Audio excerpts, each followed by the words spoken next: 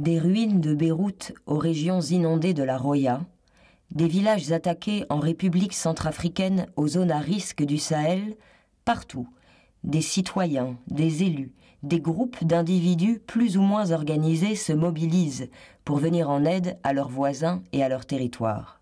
Aujourd'hui, les formes de solidarité se renouvellent et les initiatives citoyennes informelles se multiplient, démontrant à chaque crise leur puissance mobilisatrice, décuplée notamment par l'usage des réseaux sociaux.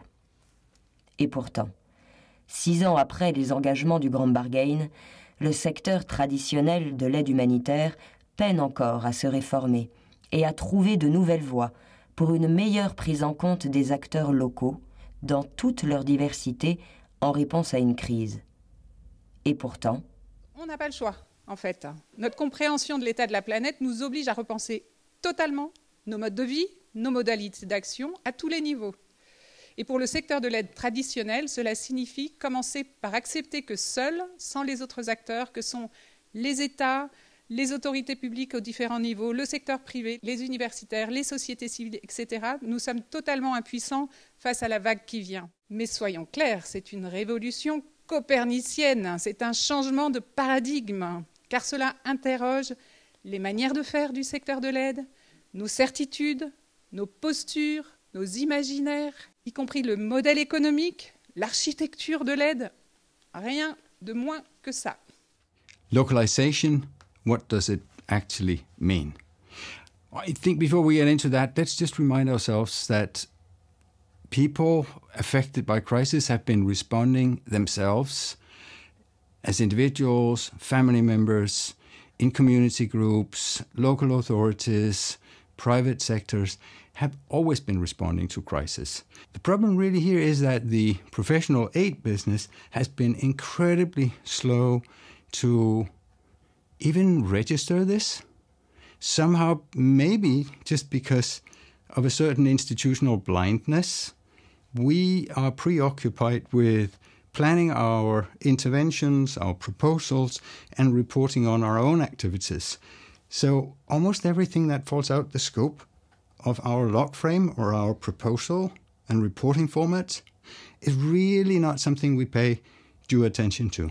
Le thème de la localisation et de l'articulation entre acteurs internationaux et acteurs nationaux est devenu uniquement une histoire de partage du gâteau et de partage de l'argent, et ce qui me semble complètement pervertir les enjeux de solidarité qui doit nécessairement y avoir et de complémentarité qui doit nécessairement y avoir entre des acteurs internationaux et des acteurs nationaux. Souvent invisibilisés par les habitudes et la surprofessionnalisation du secteur, parfois dénigrés pour leur décalage avec les standards humanitaires, les initiatives de solidarité locale resteront sans nul doute sous-estimées tant qu'elles seront jugées à l'aune des référentiels internationaux. Malgré les avancées et les prises de conscience réelles de ces dernières années, les organisations locales et nationales restent ainsi la plupart du temps cantonnées au rôle de partenaires de mise en œuvre, tandis que les acteurs internationaux, eux, conçoivent et supervisent les projets. Aujourd'hui, soyons honnêtes, quand on pense à eux à trois niveaux. Les consulter, en faire la promotion et éventuellement renforcer leurs capacités. Ça s'appelle pas mettre un acteur au cœur de nos dispositifs. Ça s'appelle cocher les cases que les financeurs nous demandent de cocher pour pouvoir montrer qu'on est assez bien enraciné au niveau local. Localization is a partnership. So local NGO should be a part of a decision maker. Not only to implement work, they need to be a decision maker. Bureaucracy is taking a big part. It's like 70% of our work. We need to make the humanitarian 70% of our work, and the 30% will leave it to bureaucracy. Le partenariat doit toujours être conçu d'égal à égal. C'est un partenariat transversal qui touche à la réflexion, au design, à la conception de l'intervention, mais aussi à l'exécution et l'évaluation. Les concepts parachutés, les discours qui ne ressemblent pas à la pratique sont à éviter, parce qu'à un moment donné, ça ne fait que consolider cette approche projet, consolider cette relation parasite entre l'acteur local qui voit dans son partenaire un bailleur de fonds et non pas un partenaire avec qui il aimerait interagir, penser, réfléchir ensemble et envisager des solutions à un problème spécifique. Comment alors le secteur de l'aide doit-il se réformer pour laisser une place plus grande, plus juste aux acteurs locaux et à leurs organisations? Quelle nouvelle gestion des rapports de force est à trouver? Quels risques le système est-il prêt à endosser?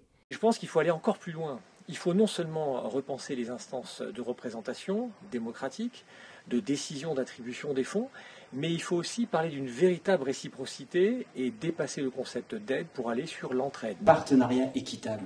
Et c'est ça, on est là. Je vous disais tout à l'heure, confiance, sécurité, équité, entre les groupes, entre les pays, entre des sociétés. Dès qu'on ressent quelque chose d'inéquitable, dès qu'on est dans une relation fort-faible, dès qu'il y a des dominations ou de la verticalité qui apparaît, oui, la compétition revient, la méfiance revient, la coopération s'effrite. Des complémentarités nouvelles sont donc à approfondir, d'autres à trouver. En intensifiant le soutien à l'auto-assistance des personnes confrontées à des crises, en soutenant les acteurs de la diaspora et en favorisant leurs liens avec les acteurs humanitaires, en poursuivant le développement de nouveaux modèles de financement sur la base de micro-subventions rapides ou à travers la mise en place de fonds d'incubation. Les pistes sont nombreuses et le chemin à parcourir potentiellement stimulant, pourvu que les acteurs, collectivement, se mobilisent pour faire évoluer durablement le système.